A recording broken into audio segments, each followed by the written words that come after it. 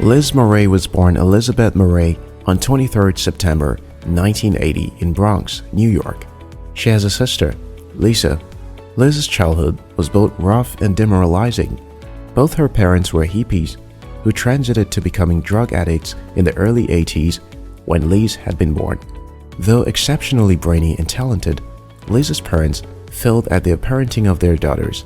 In the matter of addiction, any income they made or were given went to the purchase of hard drugs, and soon their dependence on drugs for survival rendered them poor. Liz could remember when her mother stole her birthday money and also sold the family's television to make money for a hit of coke. When the money realized wasn't enough for the amount of coke she needed, Liz's drug-dependent mother also sold the Thanksgiving turkey they had received from a church. Often, Liz's mother would express hope that one day she would fix her life. But the more frequently she talked about her life changing for better, the harder the pull on her to stay in the rut of addiction. Most of the time, there was no food at home for her and her sister to eat. While her parents were contented with using up any spare money for their insatiable addiction, Liz and her sister sometimes ate lip balm and toothpaste to abate their hunger pangs. But the worst was far from being over. When Liz was 15 years old, her mother disclosed that she was HIV positive and her condition had progressed to AIDS. Shortly afterwards, in 1996, she died and was buried in a wooden box donated by empathizers. After her mother's death and burial, Liz found herself homeless. Her father couldn't pay the rent on their flat. Consequently, she slept anywhere she could find rest, including underground trains and beaches.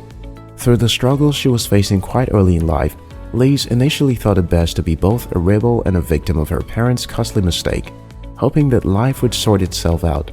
However, it dawned on her that her decision to choose the path of blame and carefreeness would take her down like it did her mother, who died without achieving her great dreams. Charged with the personal addiction to do better, Liz joined the Humanities Preparatory Academy at age 17. The school management at the time didn't know that she was homeless. Already, Liz had vowed to herself to become a straight-A student.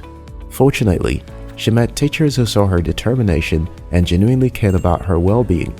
Without a particular home to live in, Liz did her homework in subway stations and stairwells. She doubled her course load and completed high school in 2 years.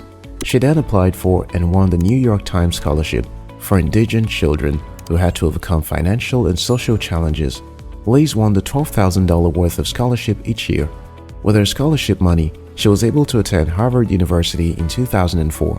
Today, Liz Murray is a best-selling author, actor, movie producer, motivational speaker, and the founder and director of Manifest Living.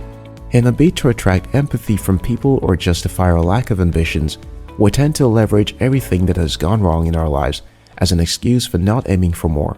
If only that would have been reason enough for posterity to remember us fondly. Gina Greenlee said, "In the changing weather of life, rather than drift with the currents or be cast about in storms, be the wind at your own back." For a moment, can you envision yourself as one unique person who isn't a product of an ugly past? Do you know that it's possible that you can bring to light that lovely and highly successful image of you that you see? Nike Thaddeus prodded, "Look around you. There. Yes, there. There's what you need to succeed." You can only get additional support when you determine never to go down into the pit of failure. Start working with that decision now. Harvey Mackay stated, "You are responsible for your own happiness and success." The life worth living is one which you are responsible for, not a life of chance. Take charge of your destiny because you've only got one of that.